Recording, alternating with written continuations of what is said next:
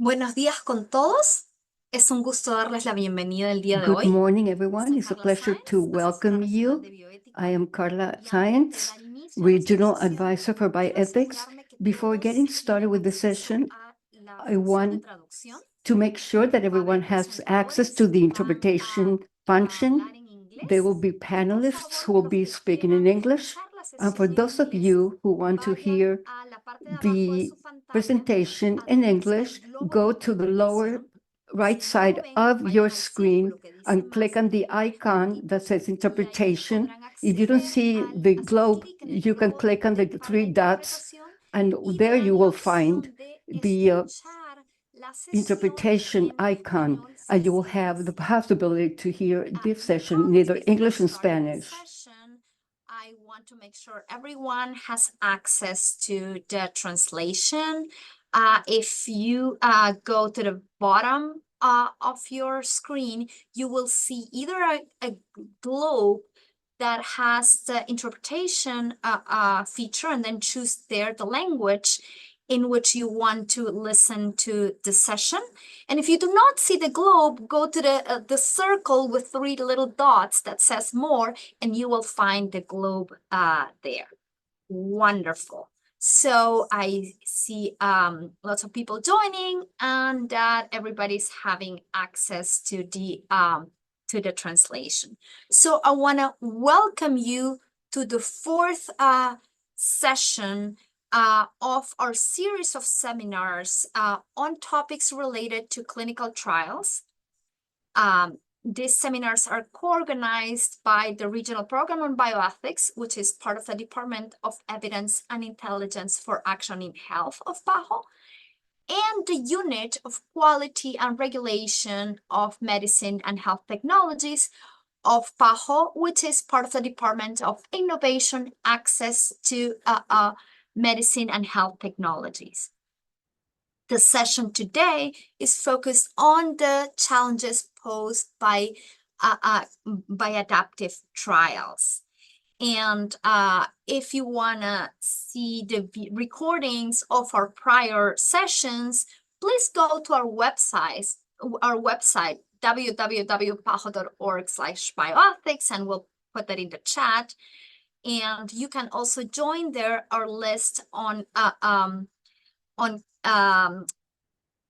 investigación ética, ethical research, and get information of the upcoming sessions. We will have on October the 9th a session, our fifth session of this series, which is going to be focused on the registration of clinical trials and the importance of WHO's ICTRP, which is the International Clinical Trial Registration Platform.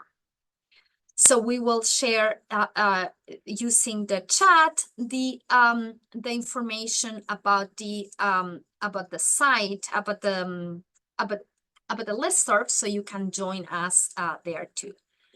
So it's great to have a really important topic today, which is adaptive trials. And the first presentation is going to be in charge of Dr. Philip Pullman, who is the Principal Research Fellow in the Center for Trials Research of Cardiff University, where he works as a medical statistician on the design, conduct, analysis, and reporting of randomized controlled trials and other well-designed studies. So his background is in applied statistics, but he works across a broad range of topics, and he co-leads the Adaptive Designs Working Group of Trials Methodology Research Partnership of the UK National Institute for Health and Care Research of the Medical Research Council, and is also a member of the MRC NIHR Efficacy and Mechanism Evaluation Funding Committee, and also an associate editor of the journal Trials. Thank you, Philip. It's great to have you with us. Please go ahead. Thank you, Carla, for this wonderful introduction with so many difficult acronyms and long names of organizations in there. It's a huge pleasure to join you all this morning or afternoon. It's 4 p.m. where I am, so I guess I'm talking to you from the future. Hello from the future. I'm trying to share my screen in a minute. Can people see that? Can someone please shout if they can see my Yes. screen? Wonderful. So what I'm going to do in the next 20 minutes or so is I'm just going to do a broad whistle-stop tour of adaptive design. So we're all on the same page. What do we actually mean by adaptive designs? So as I've said, I'm based at the Centre for Trials Research in Cardiff, which I'm sure many of you know is the capital of Wales. And should any of you be in the UK at any point, it's always worth a visit. And I promise this talk is not sponsored by the Cardiff Tourism Board. Okay, let's dive into it. To adapt or not to adapt. So when we make a decision about clinical trial design, whether we should make it adaptive or not, there's always a number of considerations that should be in our minds. So being adaptive is generally a useful thing. It's a useful thing for chameleons, and they're usually very good at it, but it's also a useful thing for clinical trials. So the traditional clinical trial design, which I will call a fixed sample design as opposed to adaptive design, is where you design a trial, then you run the trial, usually for several years, and at the very end, you look at the data and perform an analysis. An adaptive design, on the other hand, includes a review adapt loop, as I've shown here in this graph. So instead of waiting until the very end, you review the data. That means you look at the data, you perform analysis of the data during the trial conduct phase. And based on what you see, what you find as a result of these reviews, you then either make adaptations to how the trial is being conducted or not. So just a slightly different depiction of this concept. Instead of accumulating the entire sample size and then doing one analysis at the end with everyone, what you do in an adaptive design is you perform one or multiple interim analysis based on smaller samples of those that have already been entered into the trial and have already provided outcome data, in addition to the final analysis. And this is something that has been around for many years. So methodological papers were written in the 1970s and 1980s and early 1990s that explained that basically worked out the underlying statistical methodology that makes these types of designs work. However, there were very, very few actual trials that used these methods until late 1990s, early 2000s. And then you can see here this graph, it rocketed in the early 2010s. And this graph shows just one type of adaptive designs in just one type of condition. So this is multi-arm, multi-stage trials. We'll come to that in a minute, what that is. And just in infections and cancer. And you will see there's a huge spike in around 2019, 2020, and they were all in infections, all these new trials that use these adaptive methodologies. What might that, of course? So that's obviously all these COVID platform trials that were all designed using an adaptive method. So what exactly do we mean by adaptive designs? Different people mean different things, but one agreed definition that is also part of the consort guideline extension, the official consort extension for adaptive designs, is that an adaptive design is a clinical trial design that offers pre-planned opportunities. So you don't just do an interim analysis when you feel like it, but you pre-plan it. So the interim analysis is part of the design to look at accumulating trial data and modify aspects of an ongoing trial. And this pre-planning, when will you do an interim analysis? How will you do it? Which decisions will you make based on what criteria? That's crucial for preserving the validity and integrity of the trial. So by that, I mean that the statistical properties, that you still control your type 1 error, for example, or that you don't introduce biases. So that's a really key aspect, and I can't emphasize that enough, that an adaptive design is not a design where you change the trial design, because the changes you can make are part of the trial design. That's an important distinction. So you don't change the trial design, you change the way the trial continues after an interim analysis or not. But you don't change the design because the adaptations or the opportunity to make adaptations is part of the initial design. So this definition includes group designs, which many of you will have come across probably, and some of you might not even realize that that's also an adaptive design technically. There's also Bayesian methods that are adaptive, and we're not going to go into any detail about Bayesian methods, but again, as I said, an adaptive design is not fully flexible in the sense that you can just make any kinds of changes at any point in the trial without having pre-specified them. So it's really about not just being flexible, but planning to be flexible. A good adaptive design is a trial where you build into design.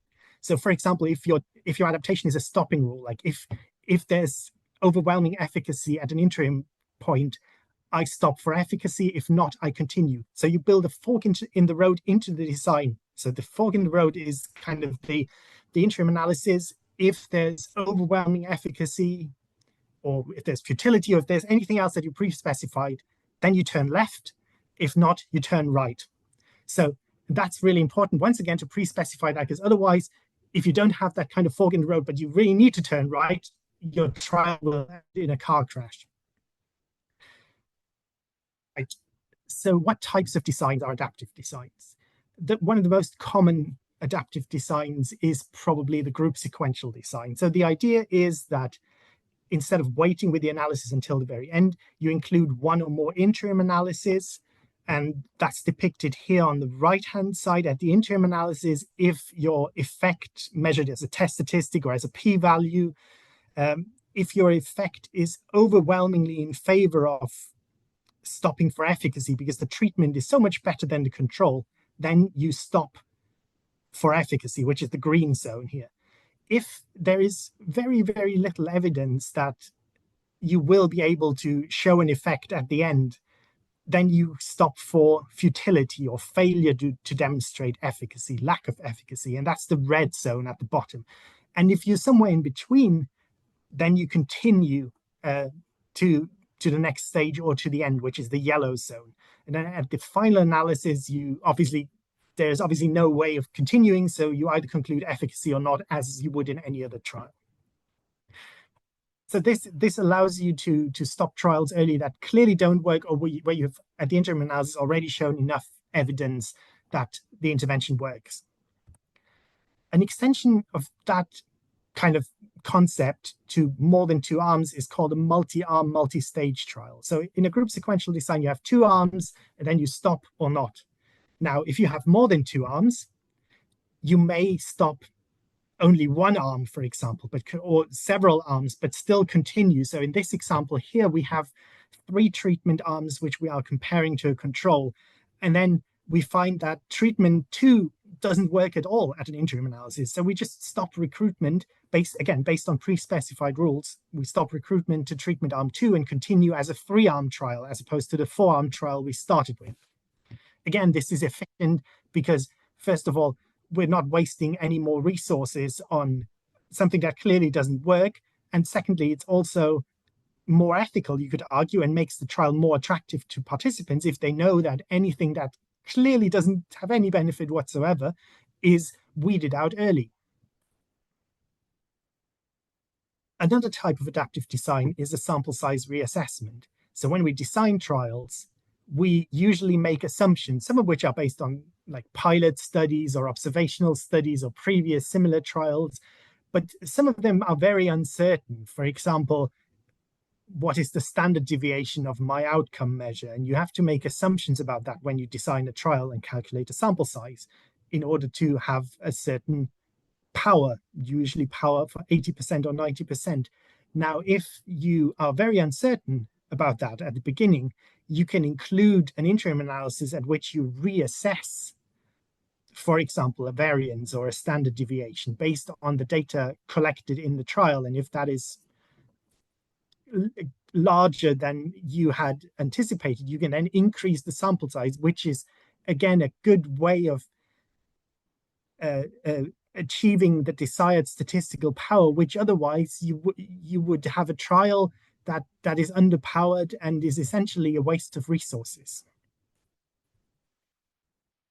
Yet another type of adaptive design is called adaptive randomization. So adaptive randomization means that instead of randomizing participants in a fixed ratio, let's say equal 1-to-1 between control and treatment, you gradually shift your allocation probability towards the more promising arm. And it comes with some ethical discussion points, I want to say. And it's something that is not as straightforward to implement as some other adaptive designs, but it can have ethical benefits in the sense that you're more likely to recruit more patients into treatment arms where you need more information or where the participant actually benefits more. Yet another type of adaptive design, and this is really just the whistle-stop tour that I promised, is a population enrichment design. So population enrichment is a type of design you would use if you're not quite sure if your treatment is more likely to work in a wider population or like in a more narrow population. For example, if you have a cancer treatment and there's different molecular subtypes of the cancer or genetic subtypes, so different biomarker positive, negative configurations. So you might want to start the trial recruiting a wider population, but then at an interim analysis assess whether the treatment shows a similar effect across all the subpopulations, or if there's actually a subpopulation where it's way more promising than another one, whether it's actually harmful or not useful at all in a subpopulation. Then you would at the interim analysis narrow down your recruitment criteria and focus on the subpopulation, for example, again on a biomarker or any other participant-specific criteria where it's the most promising. And there's many, many more adaptive designs. I could talk for 2 hours to just summarize different types of design. There's a lot of adaptive design in the world of dose escalation, dose ranging designs, like early phase 1 or phase 2A designs. Lots of biomarker adaptive designs, especially in cancer. You can combine multiple adaptations, so you can have a stopping rule as well as sample size re-estimation and or population enrichment type design. So there's a lot of flexibility in the way you can design your trial to actually to meet the requirements of your trial. And as I've already alluded to, there are some clear benefits. The flexibility of these designs is one of the most striking benefits, and the efficiency that it leads to shorter trials, potentially. It leads to trials that require fewer patients, potentially. Again, I keep saying potentially because not every adaptive trial stops, and not every trial that can stop at an interim analysis will stop, and it's not supposed to. The interim analysis is just a checkpoint. It can lead to more accurate estimates. For example, with the sample size re-estimation design, where without the re-estimation, you might have an underpowered study. All of this implies that it leads to more ethical designs because you're making better use of resources. You're not wasting resources on things that show early on that they clearly don't work. You also make better use of patients, so to speak, in the sense that you're exposing them to things where you genuinely need to learn more about, not something that you've already shown works very clearly or clearly doesn't work. And more patients may receive an effective treatment, not just in a design where you shift the allocation ratio, but also in designs where you stop treatment arms that don't work early on. There are some challenges, and those challenges are that obviously the more flexibility you add at some point, the question becomes, what have you actually shown if you change absolutely everything? So it's not recommended to make as many adaptations as you possibly can. So that's not the goal of an adaptive design. It's thinking ahead, planning ahead, where could I possibly increase the efficiency of a trial with an interim analysis? These types of trials can be more resource intensive, especially during the setup phase where you need more time to design them. You might have to run simulations, and unlike other trials where you just do a simple calculation at the beginning for the sample size, you need expertise. You might need specialist software to do analysis, and because of the additional complexity of design, you might be at risk of introducing biases if you don't do them right, and we'll come to that later on. But before that, I'm just going to briefly touch on the concept of master protocol designs. So many of you will have heard of basket designs, umbrella designs, platform designs. These are not adaptive designs per se, but they are closely linked. Many of the types of master protocol studies use adaptations. So, for example, a platform trial is what I call a multi-arm, multi-stage trials on steroids, because it's really the next step towards an even more efficient way of running trials. So instead of just a multi-arm, multi-stage trial where you start with a fixed number of arms and then you can stop arms based on pre-specified criteria, you can also, if one of the arms turns out to be better than control, at that point that arm can become your new control. That's what's shown here. Intervention C is proven to be better than the current standard of care at the top, so it becomes the new standard of care. And you don't just stop arms, for example, intervention B, which is stopped at the second interim analysis in this example because it doesn't work, but you can also add new arms. So in clinical areas, research areas where new interventions come along every now and then, there's a lot of innovation going on. You can add new treatments into the trial as they become ready for evaluation in a phase 3 trial, for example. And you can also have, so what you're creating here is essentially a platform, a perpetual trial. So, and there have been platform trials that have been running for 15 or 20 years in the UK, for example. A famous example is the Stampede trial in prostate cancer, which has been running for 19 or 20 years, I believe. Because every time something is shown to be better than the current standard of care, they update the standard of care arm. And then every time a new treatment becomes available or a new biomarker subgroup, there's innovation in terms of targeting cancers in terms of molecular subgroups. This can be added into the trial. And this makes this creates a whole new level of efficiency. And this is a quote from a friend and colleague who's based in Sheffield in the UK, and who was interviewed by New Scientist magazine recently. And he said, the way we currently carry out clinical trials is like building a new stadium for every single football match. And those of you who are involved in clinical trials will know that it's incredibly burdensome to set up a new clinical trial. And at the end, when you've recruited your last patient and you've done your analysis, you just disassemble the whole infrastructure that you've created.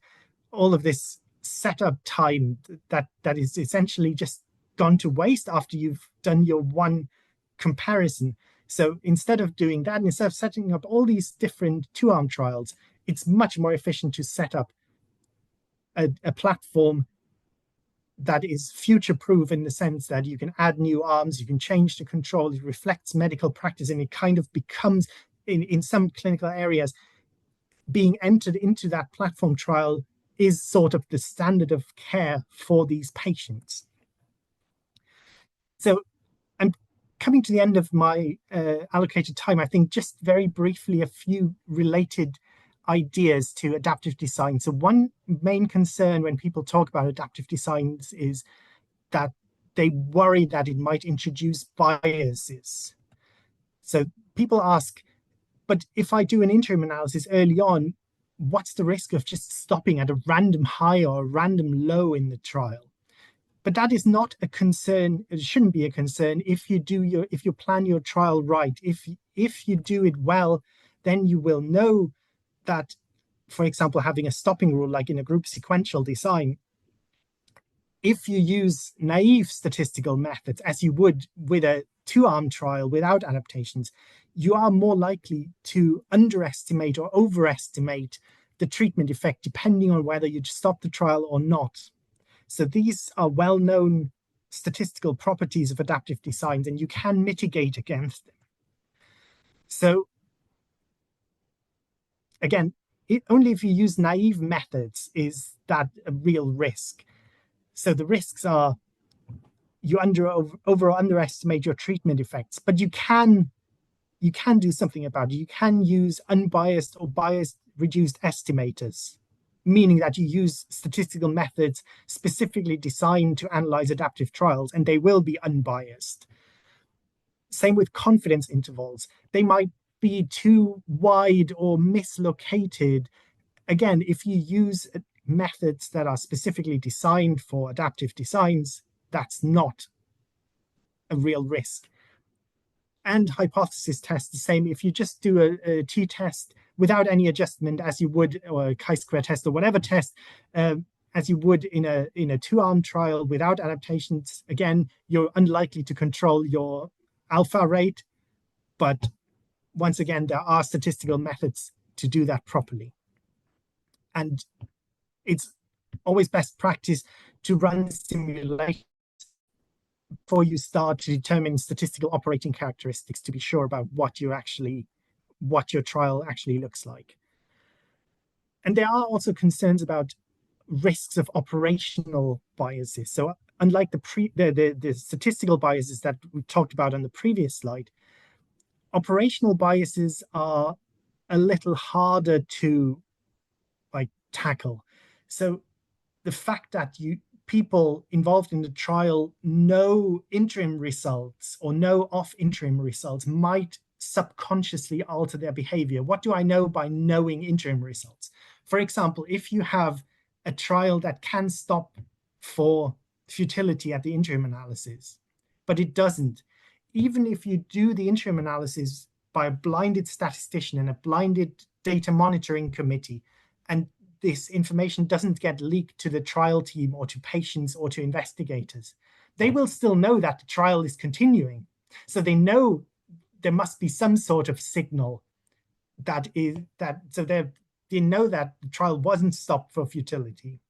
Or if in a multi-arm, multi-stage trial, if you stop an arm, so in the previous example where we had these 4 arms and one of them got stopped, everyone involved in the trial, those recruiting patients and those overseeing the trial, they will all know that, even though they don't know the exact statistical results of the interim analysis.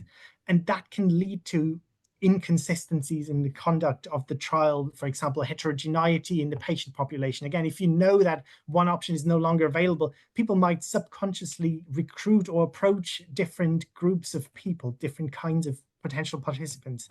So it's really crucial to be completely transparent in an adaptive trial about who has access to what kind of information at what point in the trial. So that's why it's so important to pre-specify all possible adaptations in advance, restrict access to interim results to only an independent data monitoring committee, an independent statistician, and also describe when you report your trial all adaptation decisions made. And by adaptation decisions, I also mean adaptations that weren't made. So if you have a trial that analysis didn't meet the stopping criterion, so it didn't stop, then you still have an adaptive design. You still have to report because that could still introduce biases. The fact that you had the opportunity to stop but didn't meet that criterion, that's different to having a trial where you never had that opportunity, where you never had an interim look at the data. And that's where this ACE guideline, so that's an official consort extension to adaptive designs. I'm not going to go through all the items here, but that was published, and full disclosure, I was heavily involved in the development of that that was published a few years ago and includes reporting items specifically targeting those kinds of potential risk factors to mitigate against the risk of, or to minimize the risk of introducing biases by incomplete reporting, or helping investigators, helping trial teams to plan their trial in a way that is compliant with this guideline that will also minimize the risk of these types of biases. I've now talked a lot about adaptive designs and how they can be useful and where the benefits are. I'm not saying that every trial should be adaptive, and there are very good reasons why trials shouldn't be adaptive. This is a figure I've taken from a paper by James Wason and colleagues, which shows quite nicely for different types of adaptive designs on the left-hand side what potential limitations are and where you might actually decide against using an adaptive design. And one example of a reason why you wouldn't want an adaptive design, for example, is if you have a trial that has a relatively short follow-up, that has a relatively short recruitment period in comparison to the follow-up. What do I mean by that? If you're measuring, if you have an intervention and you measure an outcome from the patients 12 months after the intervention, but your total recruitment time of which you recruit patients is only 6 months, then there is no point in doing an adaptation based on that outcome, because by the time the first patient recruited will have provided an outcome, you will have finished recruitment. So there is no real benefit. So as a general rule, adaptive designs lead to the greatest efficiency gains if the follow-up time is short in relation to the length of the recruitment period. But there are other considerations, but I'm not going into any detail here. I'll put the references on a slide at the end, and you can look at them in your own time. So just to wrap up, I would encourage people to embrace the flexibility. And this is another figure I've taken from a paper by Frank Bretz, but I really love it in the context of adaptive designs. So it's about embracing the flexibility that they offer, but you don't want to make your trial complex just for the sake of it, just because it's fancy or sexy to have adaptive designs in your trial. So Bretz and colleagues, they describe a fixed sample, a conventional trial, as a pair of scissors. It's good at one thing, cutting things, whereas an adaptive design is more like this type of Swiss Army knife, which is good at multiple things. So that's what you're aiming for, something that works well under different circumstances. So to have this added flexibility and adaptability. But what you don't want is something like this Swiss Army knife, which, by the way, is a real item. This is not Photoshop. This is something you can actually buy on Amazon. So this has about 100 functionalities, but none of them works well because the thing is just, it's impossible to handle. It's just so unwieldy that it's not good at anything anymore. So you don't want your trial to make as complex as possible just for the sake of it. So this is my last slide. I would say you want to think about including forks in the road into your trial. And this is a quote from a very famous baseball player that some of you might have heard of, named Yogi Berra. He was a catcher for the New York Yankees in the 1950s and 1960s. So he said, when he described to someone how to get to his house, he said, when you come to a fork in the road, take it. And that's my advice to people. Consider these forks in the road, build them into your trials, and when you come to them, then take it. I'm sure people will see those slides. I'm happy to share them, so the references as well as I've put like other reading recommendations in there, just for you to look at in your own time. And there's also a software, an online platform called Panda, which was designed here in the UK a few years ago, which is in English. Obviously not, there's no Spanish translation of that, but it's just a very comprehensive tool to learn about adaptive designs with videos, and it's completely free, and it also contains code in R and in Stata. So something you might want to look at. And that's really the end of my presentation. Thank you so much. Thank you so much, Philip. That was fantastic. I've learned a lot myself, and I'm sure we will continue learning when we continue the discussion after all the presentations. Please, colleagues, if you have questions, include them in the using the Q&A function. So it's my great pleasure now to introduce Dr. Alan Lamont to talk about the ethical oversight of adaptive trials. He's a retired oncologist and has served in all possible roles. He's been a research participant, he's been an investigator, leading research at different levels. But the most important reason why he's with us today is that he's been the chair of the HRA Cambridge East Research Ethics Committee for 6 years and was the inaugural chair of the HRA Fast Track Committee. And he's also a member of the UK National Research Ethics Advisory Panel and the Phase 1 Advisory Group. So he's going to share with us the experience of the research ethics committees with regards to the adaptive trial and a very specific trial as well. But I'm just going to let Dr. Lamont go ahead with his presentation. Thank you. Thank you very much. I'll just try and get my screen share to work and see how we get on with that. Here we are. So that should be sharing now. So this is this recovery trial is certainly the largest trial that I've ever been involved in. And I'm just using it as an example of the ethical challenges that we faced on the Cambridge East Research Ethics Committee in reviewing it.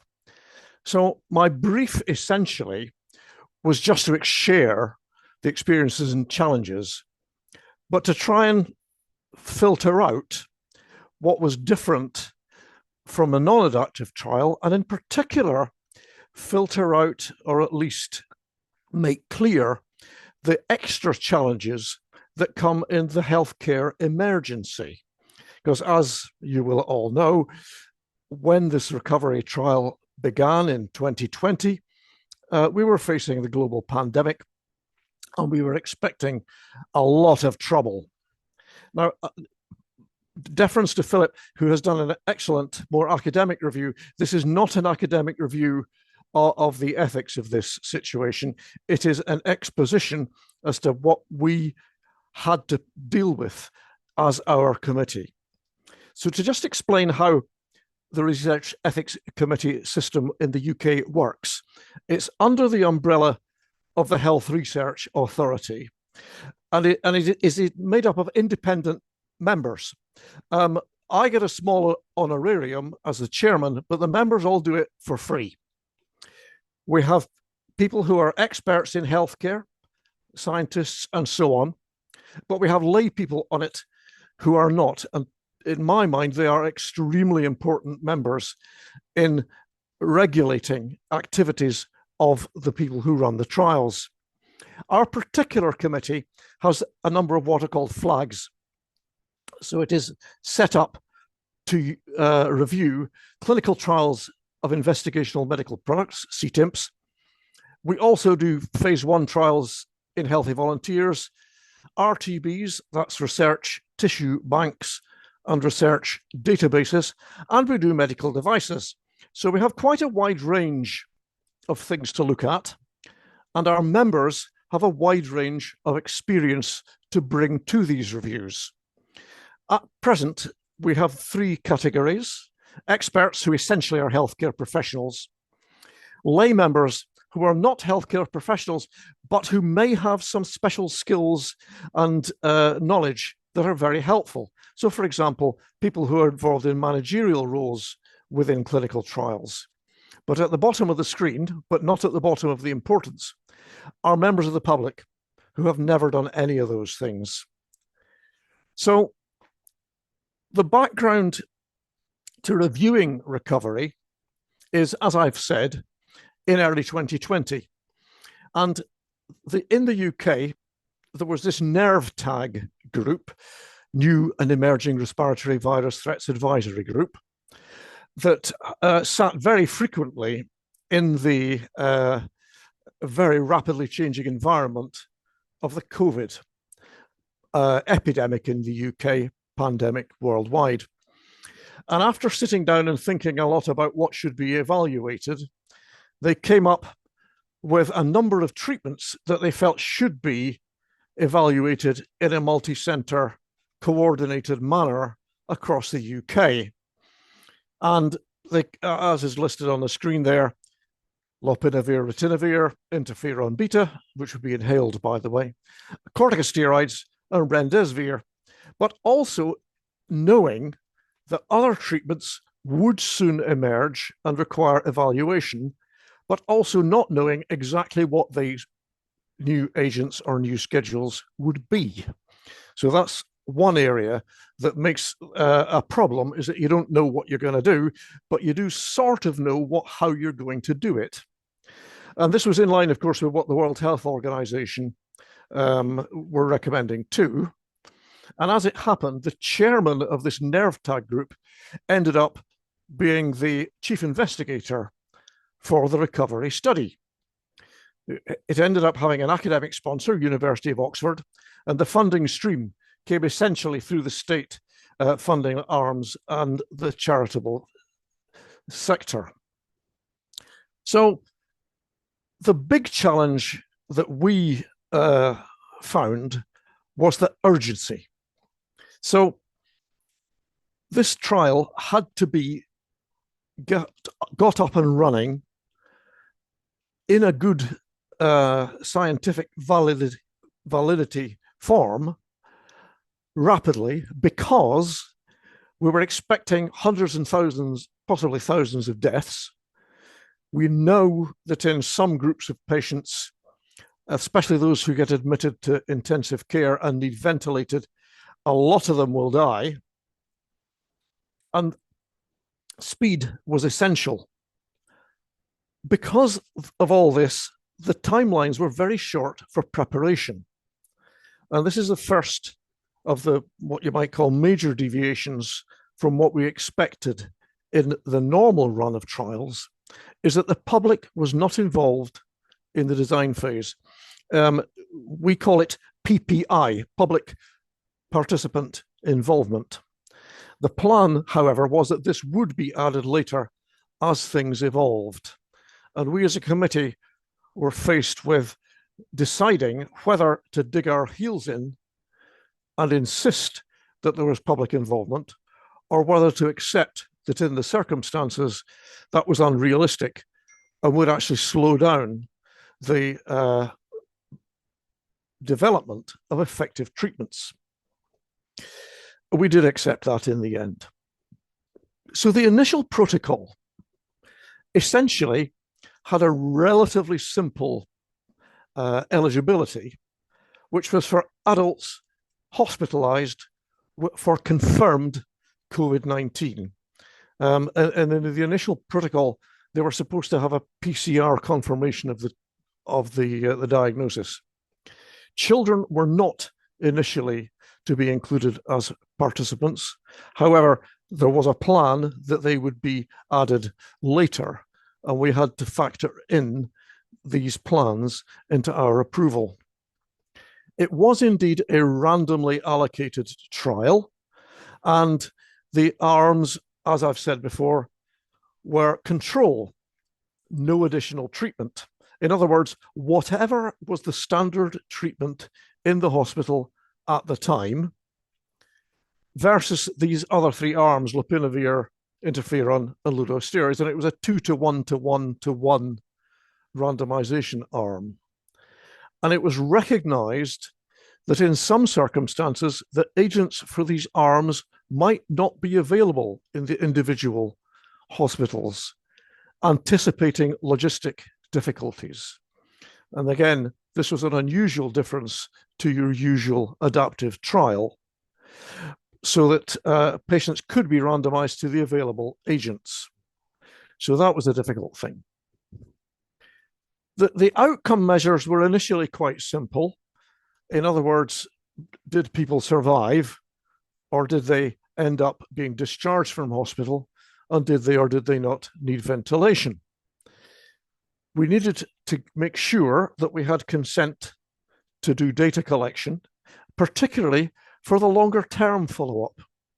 It was anticipated that as soon as patients became well enough and were no longer a risk to other people, they would be discharged from hospital because of the pressure that was expected on the health service to bring new people in. So longer term outcomes might be collected through the centrally held digital records, which at the time it wasn't called NHS Digital, but it is called NHS Digital now. And so we had to make sure that participants gave consent for access to their records beyond their direct study involvement. That's not that unusual, however. Next point that we as an ethics committee look for is the study scientifically valid? Now, the way it works in the UK for a clinical trial of an investigational medical product, the ethics committee merely looks for confirmation from somewhere else that the study is scientifically valid.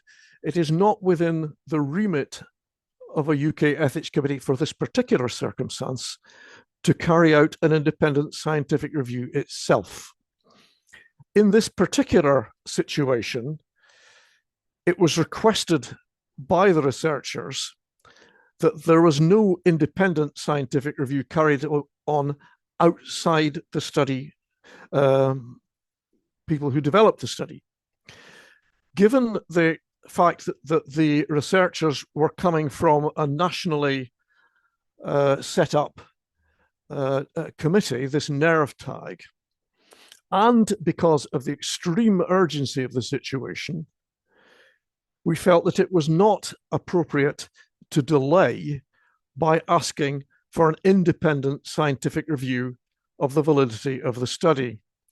And also, in the UK, this body called the MHRA, which stands for Medicines and Healthcare Products Regulatory Authority, they do carry out an independent assessment of the scientific validity, and they are also responsible for the safety aspects of any investigational medical products.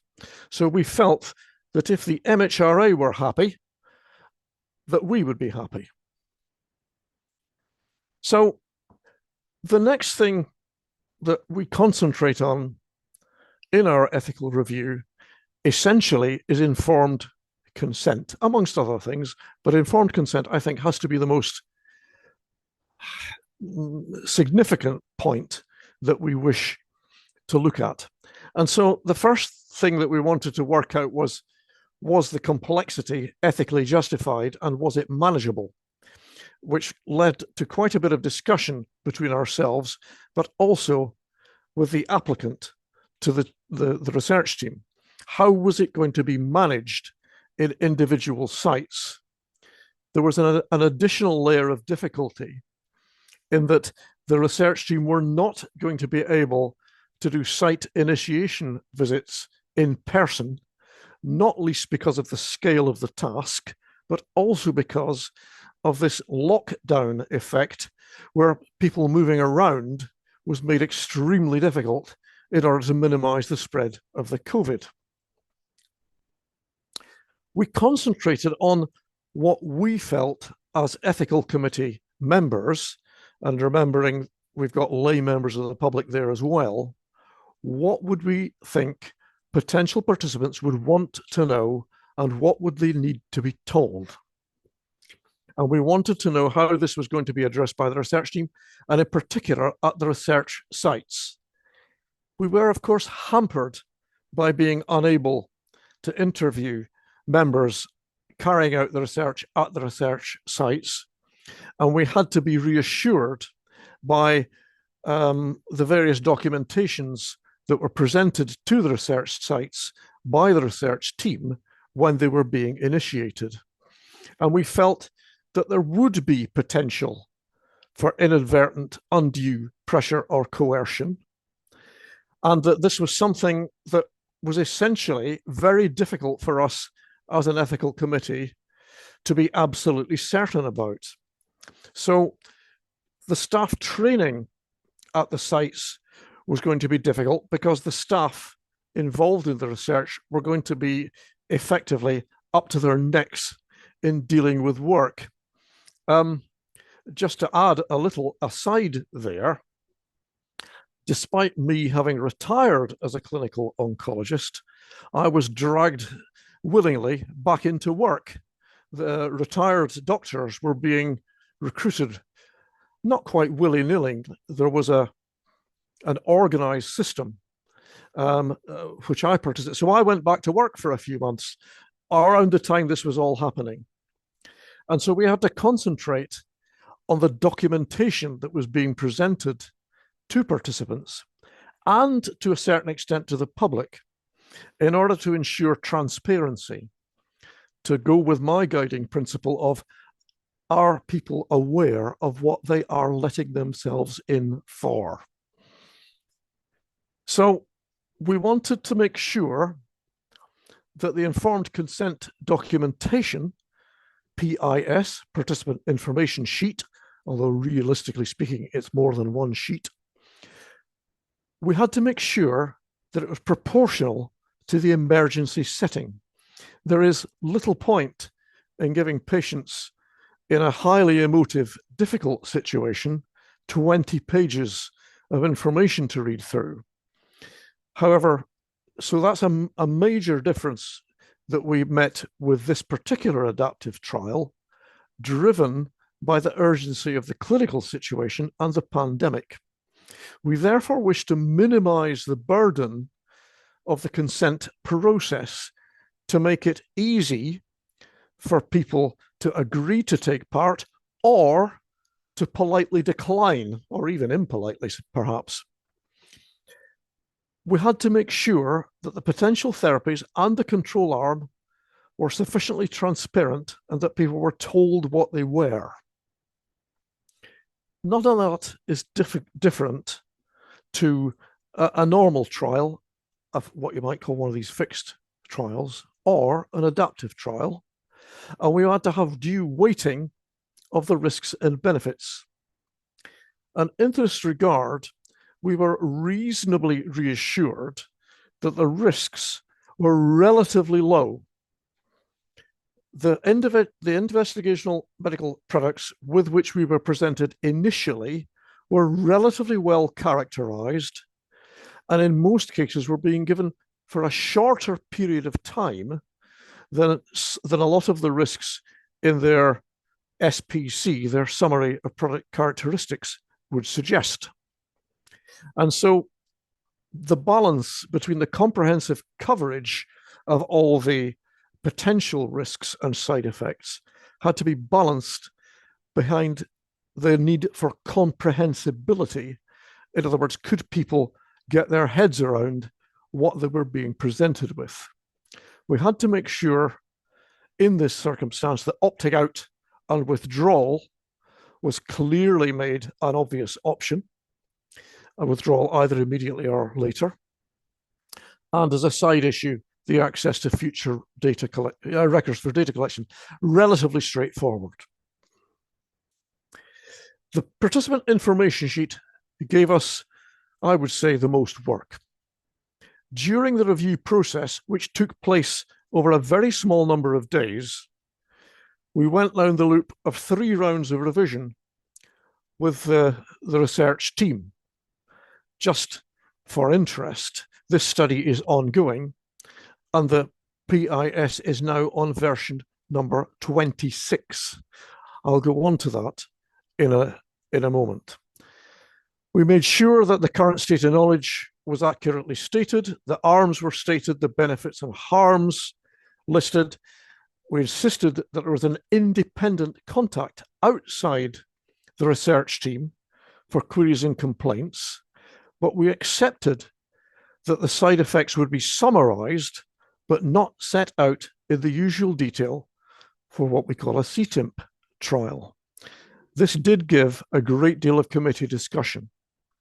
And I've already mentioned that the short duration and the well-characterized agents gave us some reassurance, and we made sure that participants were encouraged to ask for more detail if they so wished.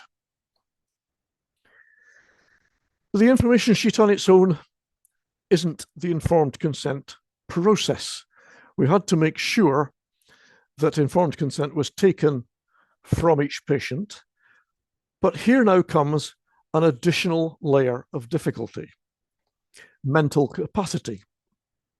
A lot of these people coming into hospital to be assessed and possibly ventilated would either lack the mental capacity to give consent because they were very ill, or they would just have too much brain scramble and be unable to take it in due to the urgency and fear that was going on.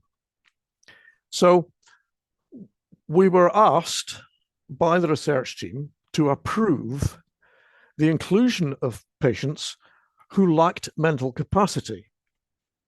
Now, for that, we have a system in the UK, which I'll talk about in the next slide.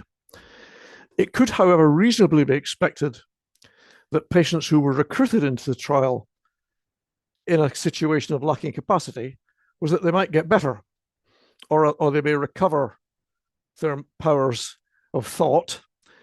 And as soon as they did, they had to be formally consented themselves in person.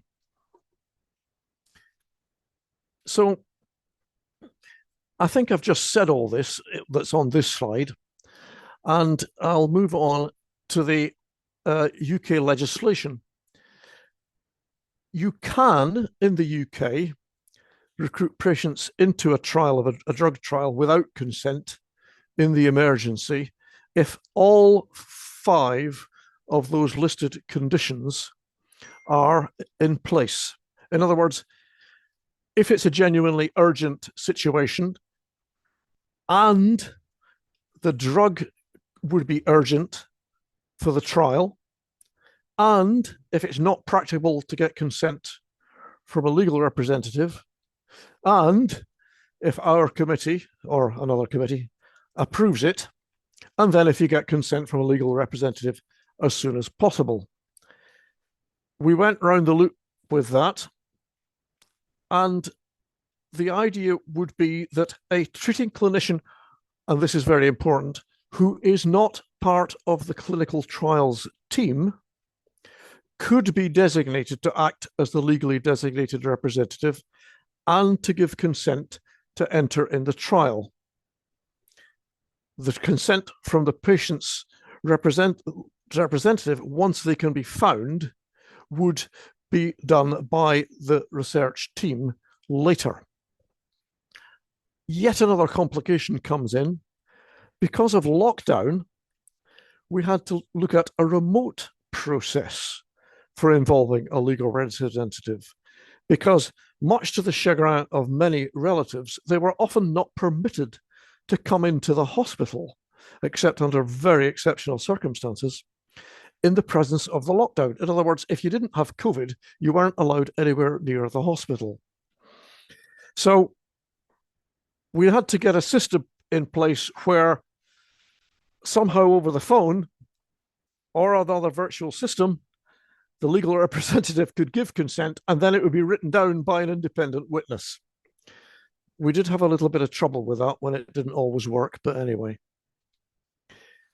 We relied upon this MHRA and the chief medical officer's advice in minimizing the burden, and we noted that the safety outcome was reliable to be relatively minor. And from that point on, it became rather more simple. All these things are relatively simple or straightforward in most trials, including adaptive trials. There was a little bit of extra stuff about what you could do during COVID. I apologize for the acronyms. CAG stands for Confidentially Dr. Advisory Lamont Group. will need to wrap up because we're running out of time. Okay, well, I shall skip on then. So all these trials and the studies gave us a lot of trouble, but the timeline was the big one. The protocol was approved in 4 days. We then had amendments that came in thick and fast. The first one in 2 weeks, in which hydroxychloroquine brings in. Then later, azithromycin. Interferon is removed. Dexamethasone turns out to be effective and becomes part of normal care.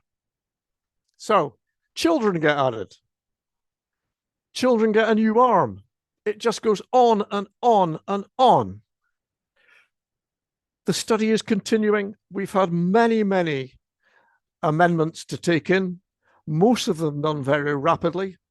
But to just give you an idea, we're now on Protocol 27. After 36 amendments, the study is running internationally. It's now doing other conditions from COVID, pneumonia. It's up to nearly 50,000 participants. Here's our summary of the review challenges: timeline, complexity, lacking capacity, children, frequent and urgent amendments. I would suggest that communication is really important. I would suggest that an additional flag is made for research ethics committees to work on these particularly difficult situations. The search engine at the HRA needs to be improved a little. But I will now say thanks to the recovery team, the office team, and most of all to my members who put in a lot of work willingly at short notice for free. Thank you for the invitation. That's me. Thank you, Alan. And I just shared with everybody because it's related to a topic you addressed, your presentation, our guidance, catalyzing ethical research in emergencies, ethics guidance, lessons learned from the COVID-19 pandemic, and pending agenda. I want to switch now from the perspective of the Research Ethics Committee to the perspective of the National Regulatory Authority, and we're going to hear from Health Canada. Dr. Peter Marinelli is with us. He has a PhD in neuroscience and postdoctoral training on behavioral pharmacology and translational medicine. He began his career as a public servant in Health Canada 15 years ago and has acted as manager in market divisions in the Pharmaceutical Drugs Directorate, the post-market division in the Medical Devices Directorate, and is now the manager of the Office of Clinical Trials. So he has been in this in this position for 1 year, and he's gonna present now. And he unfortunately has to leave us after his presentation, but a colleague of his that I'll present later will participate in the discussion. So please go ahead, Peter. Thank you. Thank you. Buenos días a todos. Es un placer estar aquí. My mother actually grew up Good in Venezuela. morning, everyone. It's a Hi. pleasure to be here. But the only thing my mother taught me was no hablo español, so I'm going to keep my presentation exclusively in English. So let me share my slides with you. I'm going to be talking about Health Canada's perspective as a regulator on some of the challenges that we face with adaptive clinical trials. Now, in truth, we don't treat these trials a whole lot differently, but there are unique aspects to these trials that do present some challenges and therefore need some extra attention. Can I get a thumbs up if everyone sees my slides okay? We're good. Hears me okay? Yes. Yeah, it's all good. All right, very good. All right, so I'll start maybe by talking about clinical trials in Canada. Canada is indeed a global player in clinical trials. We see about currently there's about 4,000 active clinical trials going on in Canada. We have a well-established, extensive Canadian research network. So renowned universities from coast to coast and industry set up strategically in major urban centers conducting research. There's a relatively consistent high standard of care throughout the country. We have free medical care. And that helps with the integration of the trial data across sites. So we can have a single protocol with one site in St. John's, Newfoundland, at the far east of our country, and then another site for the same protocol 7,500 kilometers away in Victoria, BC. So and the other thing is that there's the cost for submitting a clinical trial application doesn't get much lower. It costs nothing. And many provinces, in addition, offer financial incentives in terms of tax credits for the conduct of clinical trials or research in general. Some of the emerging trends that we've noticed, and I'm sure you've noticed as well, are the increasing cost of conducting clinical trials, the increasing cost of everything, actually. Increased use of novel designs and statistical methods requiring specific expertise. There's a growing number of multinational trials, which has its own unique issues associated with them, and a growing interest, at least in Canada, in diversifying the sample population for clinical trials, decentralization. So about a third of Canada lives outside major urban centers. And we have remote regions. Canada is a very big country with a relatively small population. So decentralization of clinical trial sites is also something that's we're talking a lot about. Real world data, digital tools such as telemedicine and remote monitoring, and expanded access. So when we talk about expanded access, we have the target population of a trial, but then there's trials that are conducted that go beyond the target population. So if I can take a moment to talk a little bit about the organizational structure of Health Canada, I think it'll help conceptualize some of the topics that I mentioned a little bit later. So Health Canada has more than two branches, but I'm putting only two here. First is the health products and the food branch that I'm a part of, and another is the regulatory operations and enforcement branch. And the reason why I put these two branches up is because they are the ones that are most implicated in clinical trials.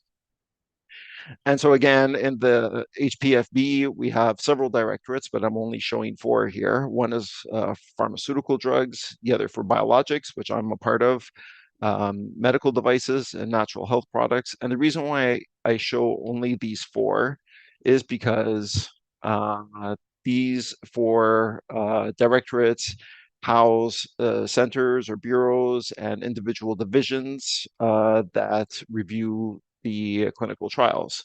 So here I am right here. I don't know if you see the pointer, but I'm in the Office of Clinical Trials Confirmatory. We handle late phase studies, and my colleague, Dr. Pronovo, is the manager of the Office of Early Phase Exploratory Trials.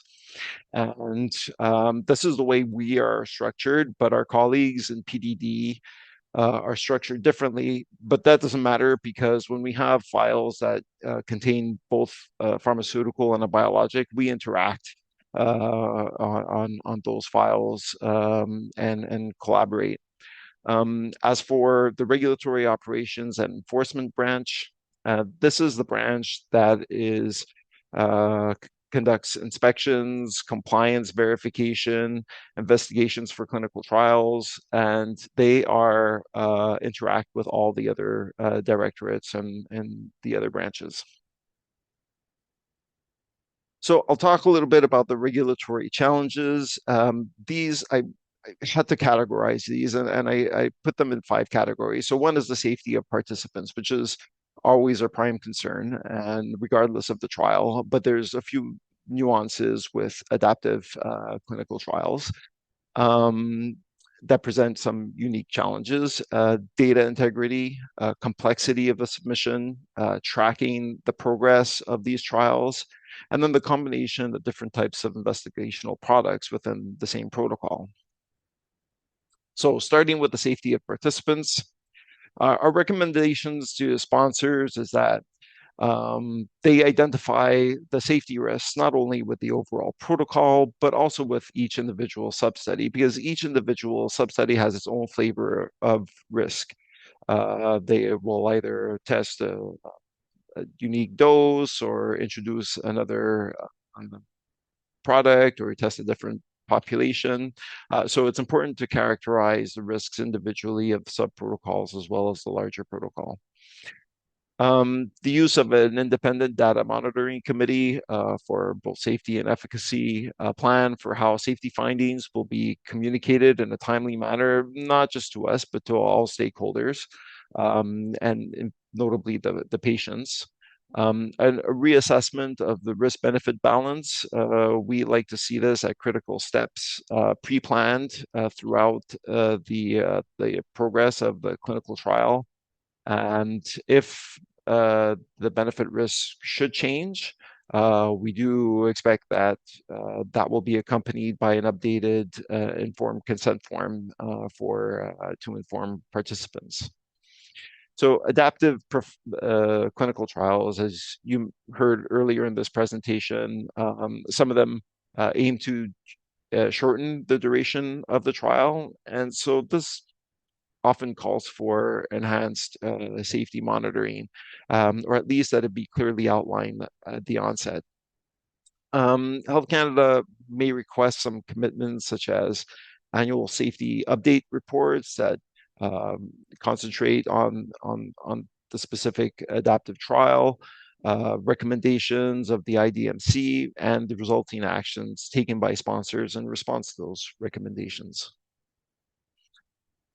So data integrity is one of the other challenges that we have to deal with. So recommendations to sponsors are to present a plan to avoid introducing biases. You heard some of those earlier in this presentation with Dr. Palman, I believe. And especially with extensive adaptations, so things like blinding, predetermined activities, statistical controls, etc. Forecasting the impact of proposed adaptations on data validity, a description of how they expect to control for type 1 error. Again, as was mentioned, there's the aspect of multiplicity. The more questions are asked within a trial, the more interim analysis points, the more multiplicity becomes an issue to contend with. Describing the new treatments, if there's new treatments that are added against a common control arm, and rationale around sample size re-estimations at interim analyses. Now, we are very fortunate to be working in the same building on the same floor with the Office of Biostatistics, led by Catherine Nju, who also happens to be one of our Health Canada's reps on the ICH E20 guidance on adaptive trials. And so we collaborate very closely with them. They provide lots of insightfulness when we need it on sophisticated statistical approaches and approaches to deal with data integrity. And as I said, we attend many of the same meetings and interact very closely with them. So the third challenge I mentioned is the complexity of these clinical trials, and some of the most complex trials that we see are the platform trials. These are extremely dynamic, or can be extremely dynamic, with new arms coming in, others leaving, growing, shrinking. And so there's lots of changes within those trials that we have to navigate through. And when part of the thing that makes master protocols challenging in particular are the sub-protocols, because every individual sub-protocol is given the same scrutiny as an individual clinical trial. even though it comes as a single application. And so our timeline doesn't change. We have a 30-day timeline to review it, but the resources needed often needs to be intensified. And then that's for applications, but then amendments themselves, they can combine new subprotocols along with changes to other subprotocols. This also presents a resource burden. And of course, these trials could come with a number of informed consent forms for different populations or investigators' brochures, depending on the number of investigational products used.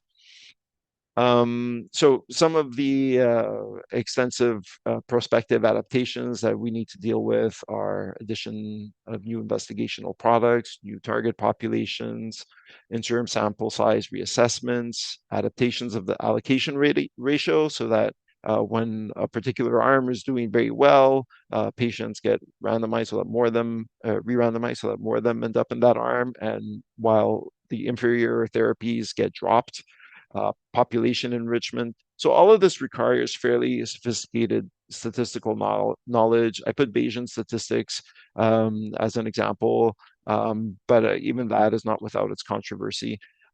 So again, we rely on our colleagues in biostatistics to help us through some of the key statistical elements of these applications. Things of the sponsor that we ask the sponsor to do to help us with managing resources is arranging a pre-CTA meeting. So these are completely voluntary. They're non-prescriptive, so we don't sit down with the sponsor and help them design a trial. But we do listen to their proposal and provide our feedback and inputs on what concerns may arise with their package. And essentially, our aim is to help them put together a better package for filing to, again, help us help them. The other thing that it does is that it helps us prepare for resources. So at these pre-submission meetings, we get a sense of when they intend to submit, and gives us a little bit of a heads up to prepare our resources accordingly. And whatever advice we offer is non-binding when at those meetings. So it's all our assessments are they only become real after going through a thorough review at the time of review.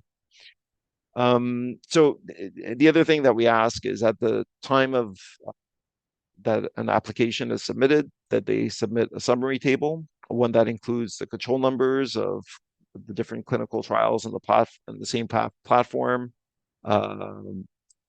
and the global status of subprotocols, which ones are open, which ones are closed, which ones are pending, a cover letter that states that the application is for a master protocol. And this helps tag the file and for tracking purposes, and we could keep track of, for example, how many come in a year or whatever. And one also that provides a description of the main characteristics of the design. In terms of tracking progress, this can also present some challenges for us. So in our regulations, we outline what constitutes a change requiring a specific clinical trial amendment. These are changes in the treatment of participants, changes to the evaluation of efficacy or of safety, anything that alters the risk to patients, anything that extends the trial duration, and chemistry and manufacturing changes. And in regards to adaptive clinical trials, things like changes to randomization or the addition or removal of treatment arms or subprotocols, those would all constitute clinical trial amendments. And these amendments should include an updated summary table, as I mentioned in the previous slide, the purpose of the proposed amendment, for example, to add a new investigational drug, summary of the main changes, and updated protocols with clean and track change versions. Now, several protocols that we get have not just biologics in them, but they could have biologics and pharmaceuticals. And so in cases like that, as I mentioned in my earlier slide, we collaborate with our partners in the Pharmaceutical Drugs Directorate. But this is fairly straightforward for us. So both pharmaceuticals and drugs, both pharmaceuticals and biologics operate or governed by the same regulation. And so in a case like that, one of us will decide to be the lead, and the other one will be the non-lead providing consultation. But it gets a little bit more complicated, say, when someone introduces a medical device. That is governed by a separate set of regulations and therefore requires a separate application that we call an investigational testing application. And so this is because we're governed by different regulations, we operate with different timelines, and so mechanisms of crosstalk could become a challenge in these types of situations. And natural health products as well operate under a different set of regulations. So I'll just briefly mention here clinical trial modernization. So there is an initiative in Canada to introduce a coherent risk-based approach to afford greater flexibility and the safe development of innovative therapies, to streamline processes towards greater efficiency and clarity, and to align with international best practices regarding oversight and public access to information. A major change in these regulations, there's many changes, but one of the big ones would involve moving from a default no objection authorization of the sale or import of the drug product. So right now, our authority is limited to them using a drug for a protocol or not using a drug for the protocol. And that's kind of the say we have. But with the modernization of our regulations that has been in the works for some time, but we're advancing quite quickly on and getting these drafted early next year. With those changes, we're looking at not only authorizing the investigational products, but also the conduct of the trial. And that would provide Health Canada with the authority and oversight necessary to take a more nuanced and targeted action, for example, when safety issues arise within a specific arm or with a specific dose within a trial. The other big change that we have experience with actually with our COVID regulations and COVID related files are terms and conditions. So these are imposed on a case-by-case basis, and that is to address significant uncertainties or to mitigate significant risks related to the products being tested or to the conduct of the trial. And this, I think, will be embraced by industry because it'll allow more flexibility in terms of allowing sponsors to get started while setting commitments that can be enforced via our regulations to address some of the gaps that we might see during the course of review. So I believe this concludes my presentation. I want to thank you all for listening. Thank you very much, Peter. And I'm going to switch to Spanish now. Hemos venido hablando sobre la experiencia desde distintas perspectivas. We've been talking about this experience from different perspectives of countries in the north. Now, we are going to hear from our colleague Nicolás Gutiérrez in Chile. He's going to share with us Chile's experience in the oversight of adaptive trials. Dr. Gutiérrez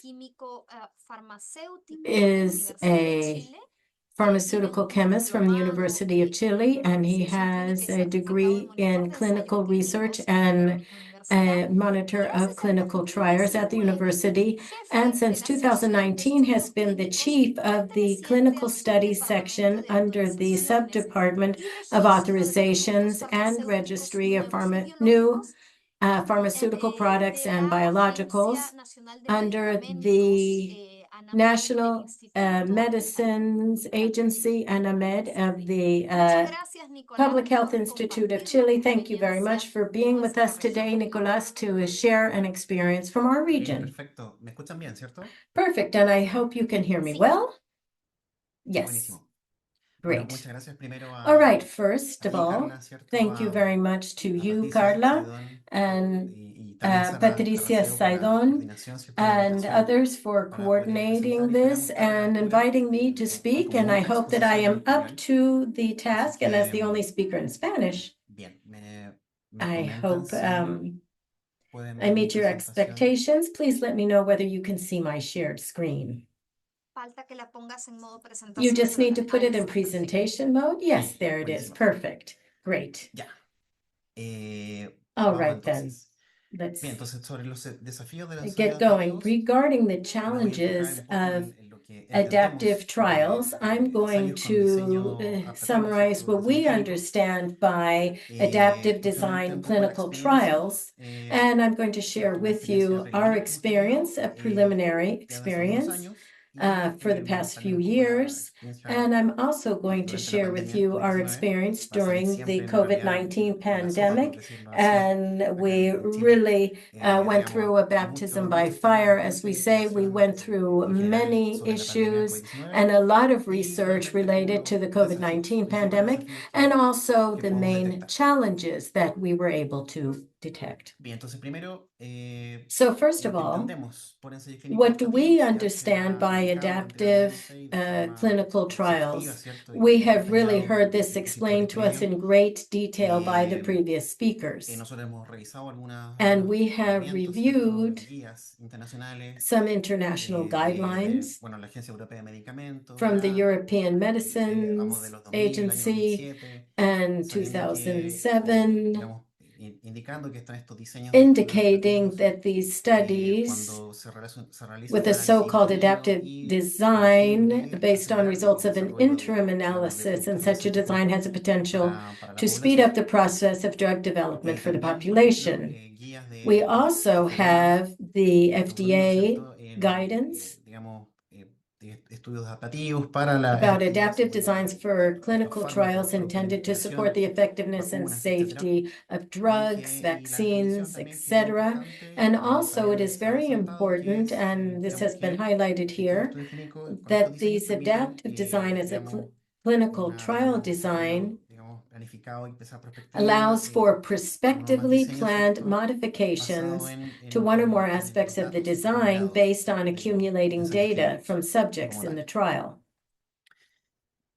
También está otra guía que tiene que ver con We los also protocolos have our maestros o guidelines principales that también look que at hemos visto master protocols con, digamos, that we have bastante uso seen en that are oncología, uno de las extensively principales used áreas in terapéuticas. oncology, which is one of the main Tenemos therapeutic alrededor del areas. 30-40% We de have los estudios about 30 or clínicos ingresados 40% of para clinical autorización cada año trials every últimamente year. son en el área de oncología. And Entonces in esta recent guía years, these have been in bastante interesante del oncology. año And it's also 2022 quite y interesting to see in digamos, 2022 expone, ¿cierto? Y como se ve that realmente no es un diseño they como adaptativo understand propiamente that tal, it's pero está muy not an relacionado y tiene adaptive que ver con la design adaptación so much, but it de does los have to do with the protocolos, ¿cierto? adaptation En el of transcurso protocols de over the su desarrollo course of y its que hay protocolos implementation. maestros y que se And ven there diseños, por are ejemplo, master protocols that, for anastas o example, that basket look at o basket diseños trial de designs estudios tipo Umbrella or o Polaris umbrella trial y también, designs, bueno, diferentes otras and also subpoblaciones, por ejemplo, studies with o drugs tipos de, digamos, de diseños adaptativos, estudios con, por ejemplo, targeting múltiples, dirigidos con múltiples multiple biomarcadores, entre otros biomarkers, ejemplos. amongst other examples. Y también Revisando, hay una guía, ¿cierto? De And la also, OMS, we ya have como de julio del año 2022, que guidelines from the menciona algunos WHO tópicos of de July diseño adaptativo 2022 that y que lo looks at some of importante these es, por adaptive ejemplo, platform tratar de trial todos los designs. participantes, We want to have fair digamos, treatment of all que primero sean participants. pocos los participantes que se requieran So fewer participants will be estudiar la required in muestra, order para to poder reducir obtain los riesgos a de meaningful exposición, result, o también thus acceso reducing a the risk of intervenciones harm legal overall, para los and also access participantes, to que effective digamos es más interventions for complicado study en los, participants, ¿cierto? which is more en múltiples brazos. complicated in multiple arm Pero ya, digamos, adaptive se trials. menciona y But we've digamos que es already parte de la mentioned difusión que here tiene que that this is seguir part of the apareciendo publicity that we have to digamos, continue to los put desarrollos out clínicos a nivel in mundial. terms of adaptive clinical También, trials bueno, worldwide. como la parte principal, las Also, principales ventajas, ¿cierto? De estos amongst the estudios, tal y como major ya se ha indicado, advantages of de these estudios studies, adaptativos as has sobre los been diseños indicated by tradicionales, es others,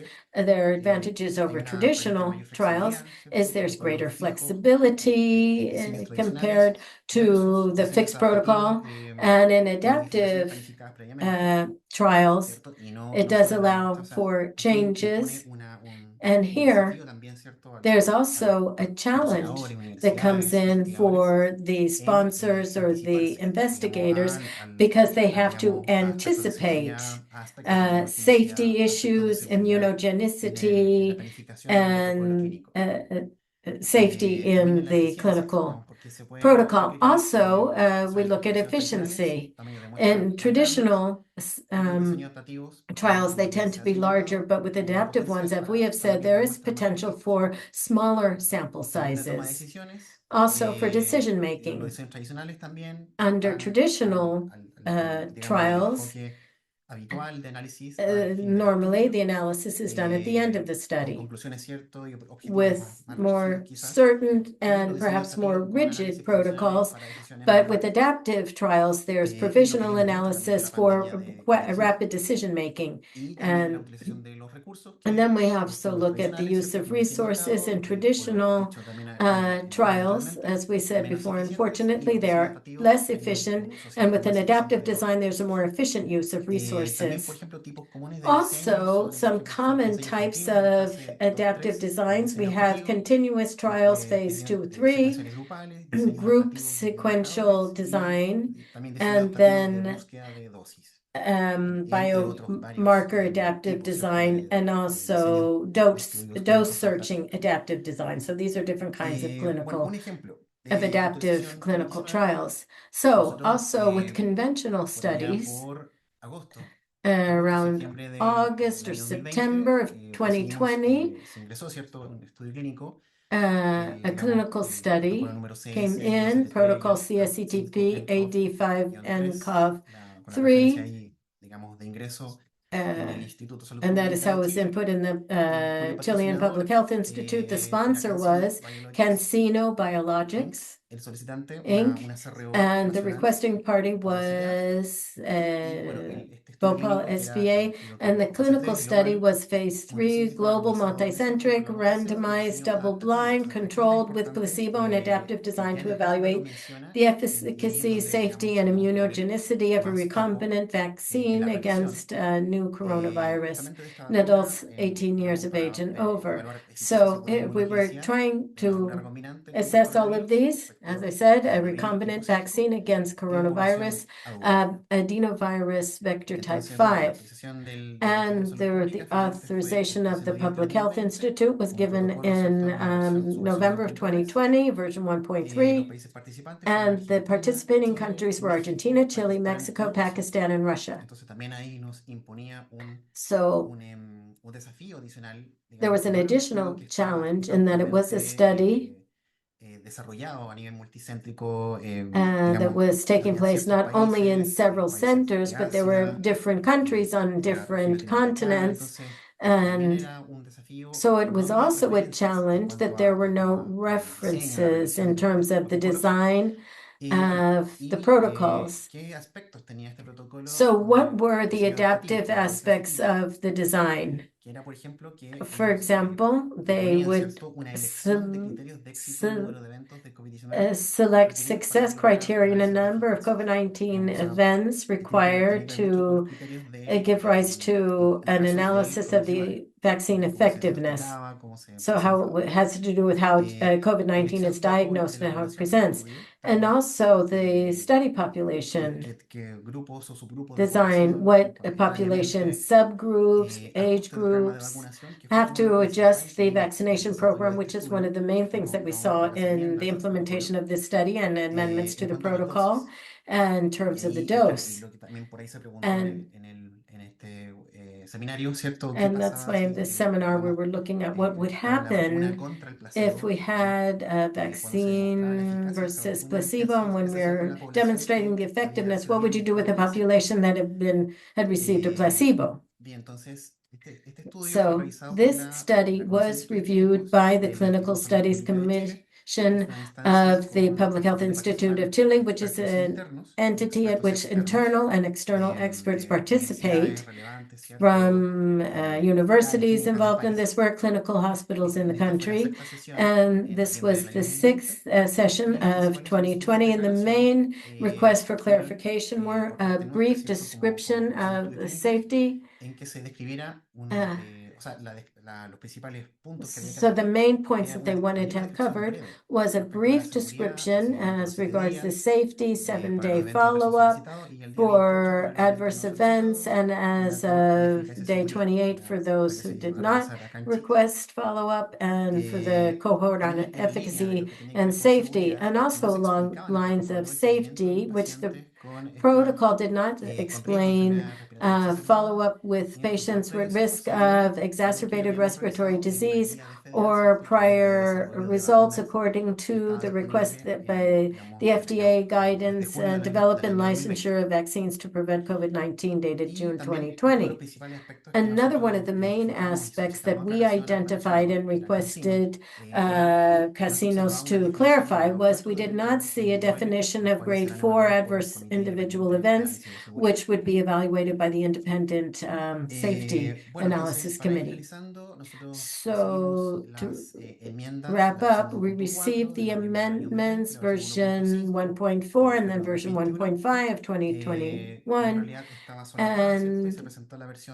And then we had version 2.0.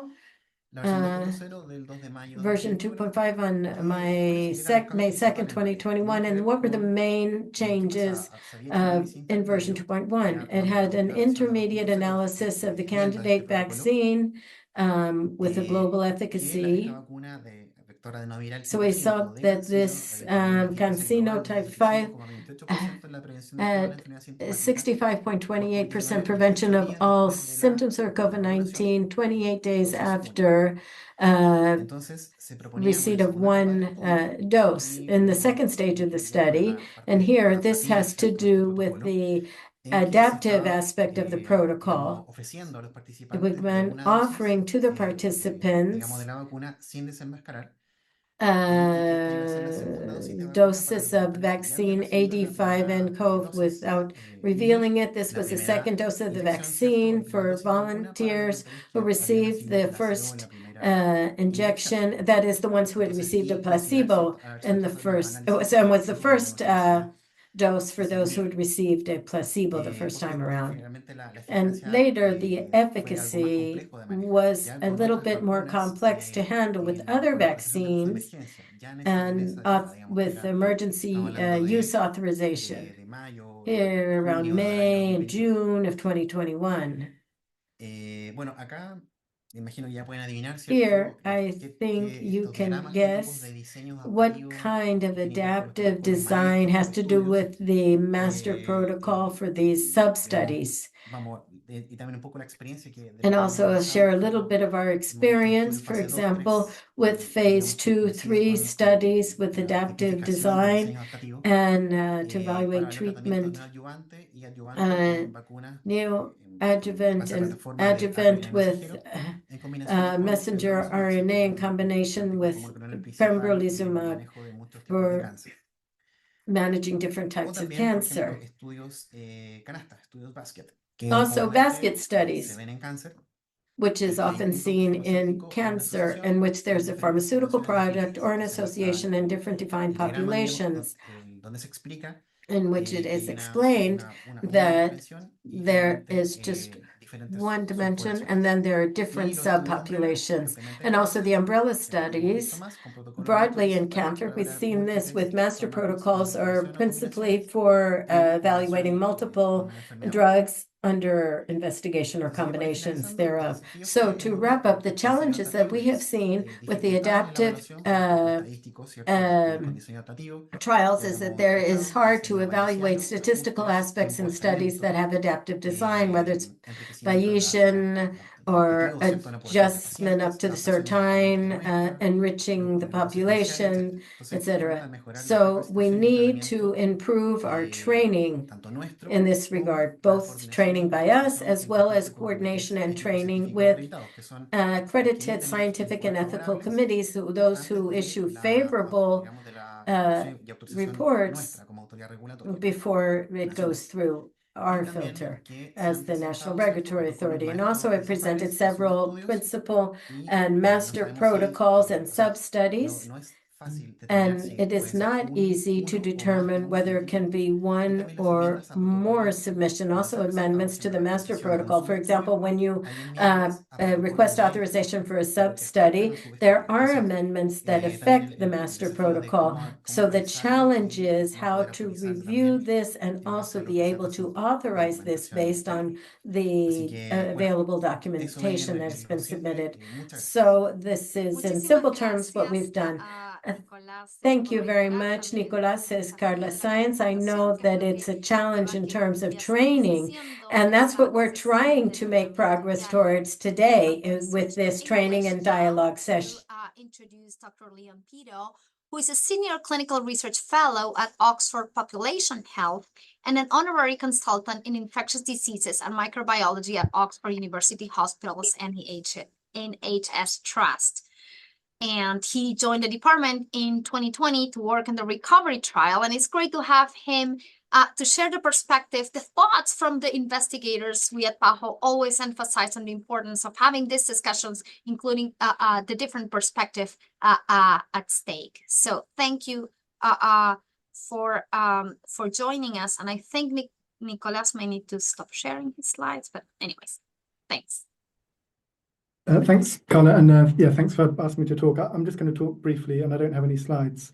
And I'll give the sort of perspective of somebody that's working on one of the trials, which is recovery. And I suppose, from my point of view, I often see things a bit more simply. And so, some of the discussion around platform trials or adaptive designs can sort of take away from what's really important. And I think the experience of COVID underlined things that were pretty clear anyway, but made them even more clear, which is that the main problem is that we're not getting enough people into clinical trials, and we need to make it easier for people to be involved in clinical trials. And when clinical trials are done in a way that recruits large numbers of people, they can produce really clear sort of practice-changing results. And I think recovery is a good example of that. And so sorry, Leon, we may need to speak a little bit slowly because this is being translated. Thank you. Sorry, I was trying to make up for it short time, but I'll say less. So I think the main thing that we need to focus on is making it easier for patients to join trials and make trials easier to do, so that we can include more people in trials. And so I would disagree slightly with one of the things that the last speaker said, which was that platform trials can allow you to make the sample size smaller. I think the lesson from randomized trials in general, particularly those looking at important clinical outcomes, and particularly during COVID, is that we needed most trials to be bigger, and the majority of trials failed to produce clear answers because they were too small. And some of those problems were specific to COVID, but actually we see the same problems across all different diseases outside of the pandemic context. And I think adaptive platform trials, for that reason, are helpful, because they make it easier to do trials for the same reason that the first speaker mentioned. We don't have to create the entire trial infrastructure each time and get approval and set up the collaboration. So from the point of view of the researchers, I think that's the main benefit. It allows us to more easily and more efficiently include more people in trials. In the UK, we were very productive for clinical trials during COVID, particularly recovery, but also some other platforms such as REMAP-CAP or Panoramic. And I think the things that really worked there were firstly a national health system and national research system that was very good at delivering during a pandemic. Sometimes it has problems outside of the pandemic, but that was very helpful.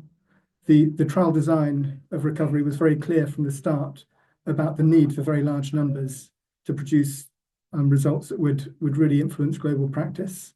And the protocol took that into account from the start to try to make the trial as simple as possible with proportionate procedures. And the third thing that was absolutely necessary was a very good regulatory environment in the United Kingdom that during COVID particularly allowed research to happen very quickly and produce clear results. And that's partly the MHRA, the National Pharmaceutical Regulator, who during COVID would initially within days were able to review things and were very responsive at having discussions. And also, as Dr. Lamont said, the ethics committee infrastructure was necessary for the trial to be a success. So having a single ethics approval that applied to the whole country and having a sort of nationally coordinated system was absolutely necessary. And that was one of the things that allowed us to produce really clear results for recovery. But the recovery trial, I think, has been probably the most successful treatment trial of COVID treatment. And that doesn't, although the platform design is part of that, the thing that really makes it successful is just its size. So we recruited about 47,000 patients in the end. We're still looking at other treatments. And because each patient entered on average 2 treatment comparisons, that equates to about 94,000 patients worth of reported results. And that's what was important. And that's, I think, what we need more of. There are some things from my perspective, particularly that relate to the adaptive design. As the trial changed, that produces some specific, issues for regulators and for ethics committees reviewing. There are medicines that we're looking at. We ended up looking at 20 different medicines for COVID and PIMS-DS.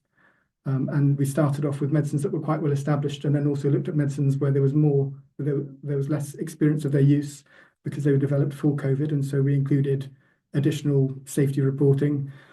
And also the combinations occasionally within the platform trial created particular concerns where we had to, for example, in drugs that included ritonavir that interacts with other agents, we had to be careful about which treatment comparisons people could go into simultaneously. But I think these problems were sort of relatively minor, and actually throughout the trial for the COVID comparisons, we benefited very much from the kind of responsiveness of the regulators and the ethics committees in terms of sort of developing the trial further. And so I think it's a very good example of how regulators can allow a trial to really succeed by minimizing delay. And particularly, if you look at the dexamethasone comparison, which Dr. Lamont mentioned, then that if they hadn't have been able to start the trial within a couple of weeks, then we would have actually missed the opportunity to find that result. And that's estimated to have saved probably hundreds of thousands of lives. And also the ability for us to use proportionate procedures as well, so that we could make it simple enough so that every hospital in the UK took part. That's another really, really important part of it. So again, Dr. Lamont mentioned proportionate consent, so not making consent too complicated. We also focus very much on making safety reporting proportionate to how much is known about the drugs, and data collection and data monitoring. Also, we did in a proportionate manner, and clearly this will be different depending on the context. But I think for lots and lots of trials, there's a problem that the model that might be appropriate for an untested drug in a sort of first in human study is very different to what we need for lots of much more pragmatic trials. And I think obviously the difficulty for regulators and ethics committees is balancing the desperate need for more trials with making sure that we just focus on what's important, which is making sure that trials are scientifically appropriate and the results are valid, and that the participants are protected and their rights are respected. And I think quite a lot of some process in clinical trials regulation doesn't really serve either of those ends. But I think with recovery we had a very good experience. And there's been some mention about different sort of designs for adaptive trials. Recovery has actually been very simple. We haven't had things like response to adaptive randomization or enrichment or lots of these things. I think the most important thing is just recruiting large numbers of patients, and then actually any questions about the particular design approach you use or whether you modify the randomization ratios, it all becomes slightly peripheral. And the most important thing is just trying to make sure that people can do trials easily, and also start them quickly. And from that point of view, adaptive platform trials are a good idea just because it does make it easier to set up a trial infrastructure that can then keep on recruiting without having to set everything up each time. And as Dr. Lamont mentioned, we're now still open. We've now moved beyond COVID treatment, having looked at 20 different therapies, and we're trying to look at the evidence for influenza and community-acquired pneumonia caused by bacteria. And again, if we look at those conditions which have been present every year for decades, the randomized evidence that we have for them is much, much worse than COVID, despite the fact that pneumonia kills 2 million people a year. We don't even know if steroids have the same benefit in bacterial pneumonia as they do in COVID. So I think, again, another example where all of the previous trials have been too small, and the most important thing to focus on is just making sure that more people can be involved in trials and that there's appropriate and proportionate regulation. But that's everything that I had to say. Thank you so much, Leon, and I think that's a really stunning example that you ended your presentation with. I want to invite all our speakers to join. We have a brief time for Q&A. We'll extend it for 5 more minutes, and I want to introduce Dr. Patricia Saidon, who's a physician by training, and he's the expert in clinical trials of PAHO's unit of quality and regulations of medicine and technologies, which is part of our Department of Innovation and Access to Medicine and Technologies. And as I said, Dr. Martinelli Martinelli had to leave, so I want to also introduce Dr. Kim Pronovost, who's a physician by training and joined Health Canada as a medical evaluator in the Office of Clinical Trials, but is now the manager of that office exploratory group in the Biologics and Radiopharmaceutical Drugs Directorate. And if Philip, Alan, and Leon could join, I'm gonna just pass, and Nicolas, I'm gonna just pass the baton to Patricia for just a couple of questions. Thank you. Muchas gracias, Carla. Thank you very much, Carla. These have been excellent presentations, and I want to thank all of the speakers. This is a topic that is so challenging. The first question that we have is for Kim. Participants are asking whether you could suggest a checklist or guidelines to evaluate an adaptive protocol, and what are the deadlines that Health Canada normally uses for an initial evaluation of an adaptive design? Hi, yes, thank you. I will first answer the timeline question because that is a little bit more straightforward. So our timelines are defined in our regulations. And so from the time that the application is received at Health Canada, we have 30 days to render a decision. And so those are 30 calendar days, not business days. It includes weekends and any holidays. And with the number of trials that we get and applications, it is, as you can imagine, fairly quick. And our current system is default authorization. And so if Health Canada does not object to the clinical trial application or clinical trial amendment application within those 30 days, the trial defaults to an authorization and can proceed. So administratively, we do issue an acceptance letter, a no objection letter, but yeah, so within 30 days, sometimes shorter if needed. With regard to the suggestion about a checklist or potentially guidance specifically on adaptive trial designs, to my knowledge, that that's not currently being developed. Our evaluations are always based on a case-by-case evaluation. And as you can imagine, we see a wide range of clinical trial designs, both in terms of adaptive designs or other. And our clinical trials include those from industry and from academia, and also sometimes just physician-led smaller studies. And so to develop guidance that would apply more broadly to all of that would be quite challenging, but we do have, our teams are experts in the field and do evaluate it according to our regs and the specific trial design and question. And so during our review, if we do have some missing information or uncertainties, we do have mechanisms to inquire with the applicant to clarify. I hope that answers the question. Thank you.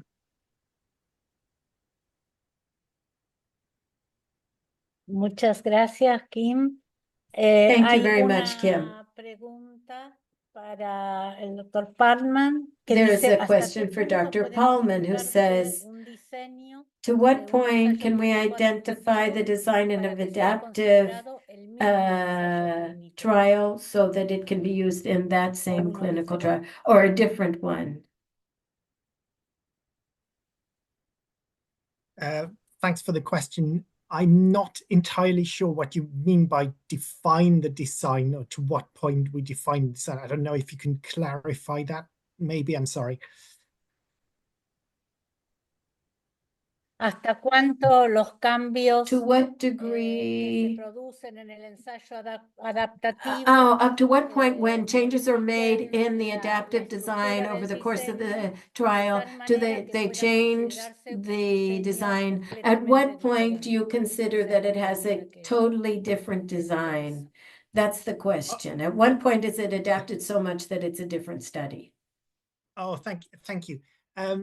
Yes, that was something I was referring to in my talk.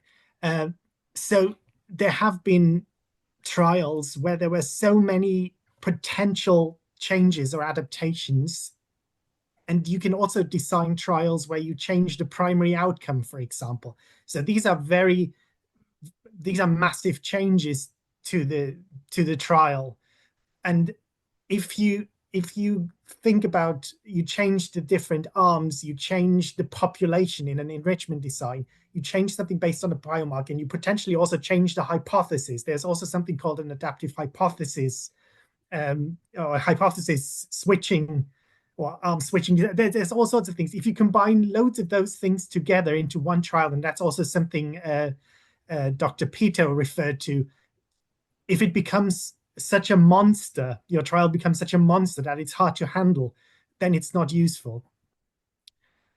I hope that answers it. Can I just make a quick comment on the previous question? Sí, cómo no. Sí. So there was a question about guidance for adaptive designs, and Kim answered that very well, I think. I just wanted to add that people will be familiar with the SPIRIT guidelines. So the SPIRIT guidelines are like the consort guidelines, but for protocols. There is currently no extension for late phase adaptive designs of SPIRIT, but there is a recently published one for early phase adaptive designs. It's called SPIRIT Define. I can put a link in the chat. There's also a consort extension called Consort Define. I can put that in the chat as well. That's something that people might refer to when they write protocols and want to know whether they've included all important aspects. Thank you. Muchas gracias, doctor. Thank you so much. Hay una We have another question which says whether you consider ethical to do adaptive type 1 adaptive trials or sequential type outside of the context of an emergency.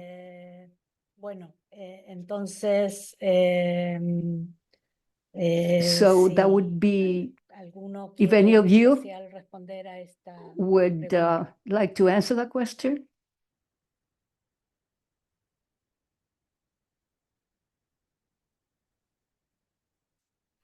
If I'm afraid right, sorry. Doctor, yes, Yes, please. Alan? So the question is, would it be ethical to carry out this sort of stuff outside of an emergency? The answer is, of course it would, but the devil will be in the detail. So I don't think all you can do is look at the individual circumstances into which you are carrying out your research and the scientific background underlying it before you can answer the question as to whether it's ethical. I think it really boils down to scientific validity. The ethics are, generally speaking, I would expect to be more straightforward. Bien, creo que ya no tenemos Very well. I believe we don't have any more. We don't have a whole lot of time anyway. So I will ask a final question, which,